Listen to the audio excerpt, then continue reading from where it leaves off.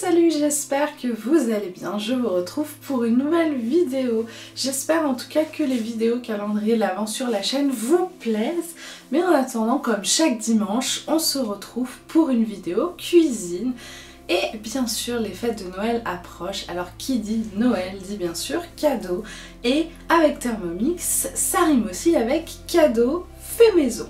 Et oui, dans cette vidéo, je vous propose 2 recettes spéciales, pratiques et surtout super bonnes, faites pour offrir si on le veut.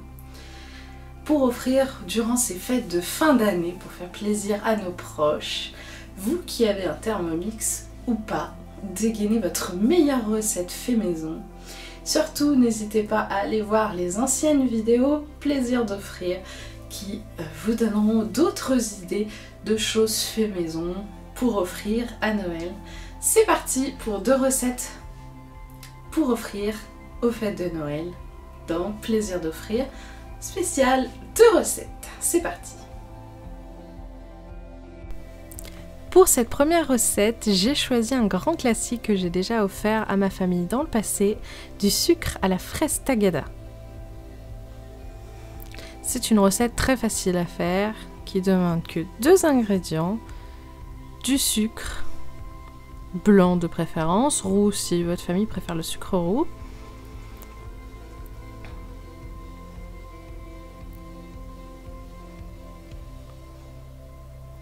et bien sûr mon paquet est vide.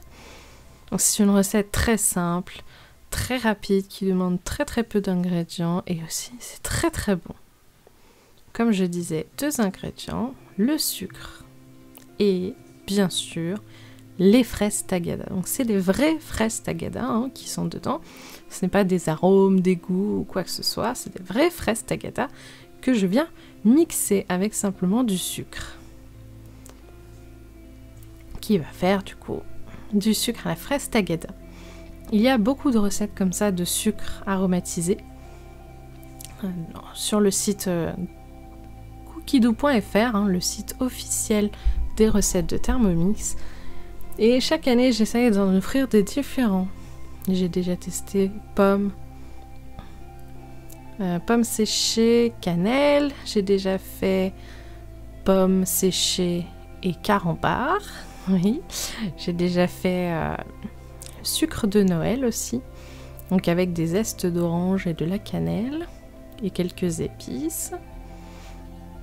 Voilà, il y a vraiment plein de goûts différents.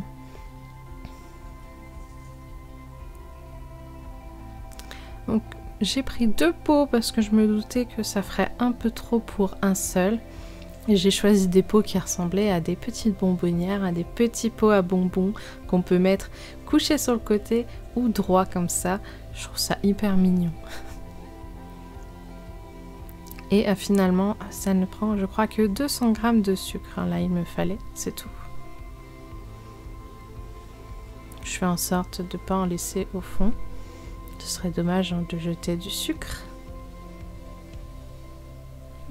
Hop, et voilà.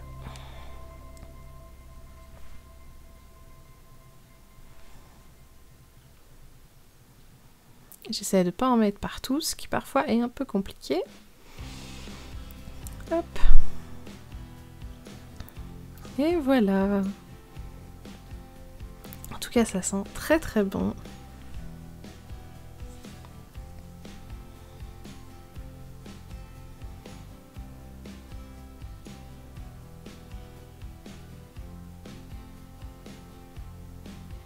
Et j'aime bien les mettre comme ça, c'est super mignon. On dirait des petits pots à bonbons. Et voilà. Sucre aromatisé à la fraise tagada. Super cadeau pour offrir pour les fêtes.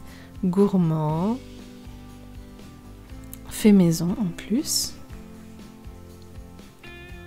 N'hésitez pas à aller sur la chaîne YouTube. Si vous êtes sur un ordinateur, vous avez la petite loupe. Vous tapez plaisir d'offrir ou juste offrir. Et si jamais vous êtes sur une tablette ou un téléphone, pour trouver les anciennes recettes comme ça, plaisir d'offrir, je crois que je les ai rangées dans la playlist recettes de fête. pour cette deuxième recette, j'ai choisi la sauce caramel. Caramel maison, la pâte à tartiner au caramel. C'est toujours quelque chose qui fait extrêmement plaisir pendant les fêtes. Ça aussi, c'est des choses que j'ai déjà offert à ma famille, qui connaissent bien.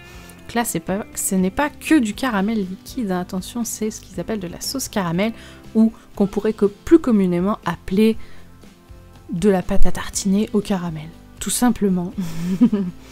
Donc à la différence du caramel liquide qui est fait par exemple, vous savez, pour faire le petit caramel coulant sous les flancs, vous savez, voilà la fameuse marque de flan, enfin tous les flans, vous savez, industriels, on enlève la languette en dessous et pouf, le flan coule.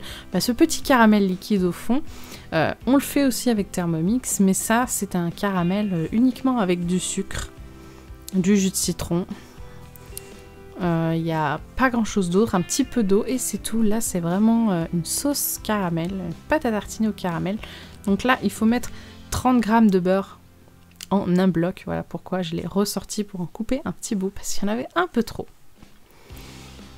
Donc là quand on fait le caramel c'est très important de se dépêcher dès qu'on a mis le sucre, de lancer la recette. Et aussi moi, étant donné que le caramel ça influe beaucoup l'humidité, je suis obligée de laisser mes fenêtres ouvertes parce que vu que j'habite dans un appartement qui n'a pas de VMC, et ben si je ne laisse pas les fenêtres ouvertes en cette saison où les radiateurs chauffent, et ben le caramel ne cuit pas correctement. Voilà, c'est totalement un fail parce que le caramel c'est quelque chose de très particulier à faire et ça influe beaucoup avec l'humidité de la pièce. Donc si vous avez un Thermomix, que vous essayez de faire du caramel mais que ça ne marche pas, c'est peut-être que vous avez un air trop sec chez vous, donc essayez de laisser vos fenêtres ouvertes. Donc là pour l'instant c'est très liquide, mais c'est parce que c'est chaud, hein. C'est comme les cookies, quand ils sortent du four ils sont mous et en refroidissant ils durcissent un peu. Ben là c'est pareil, hein. La pâte à tartiner est vraiment très liquide là parce que elle est chaude. Donc j'ai amené un autre pot parce que je me disais que ce tout petit pot ne suffirait pas. Je m'en doutais, mais bon, voilà. Du coup, ça m'en fait 2 petits pots, mais pas de panique.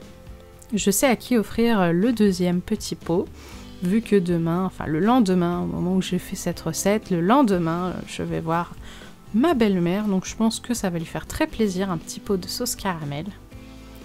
Et le deuxième, il est pour moi, voilà.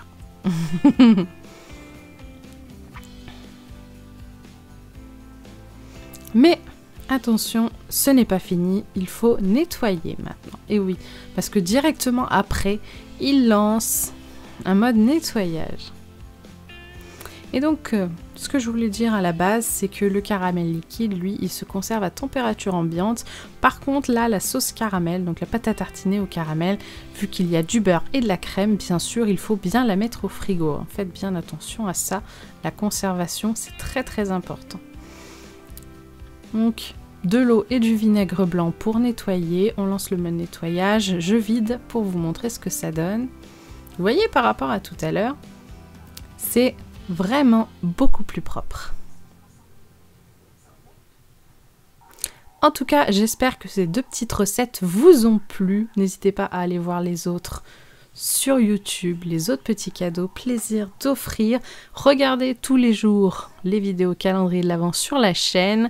Dimanche prochain pour la prochaine vidéo cuisine. Je vous dis à très bientôt. Cuisinez bien, prenez soin de vous. Bisous!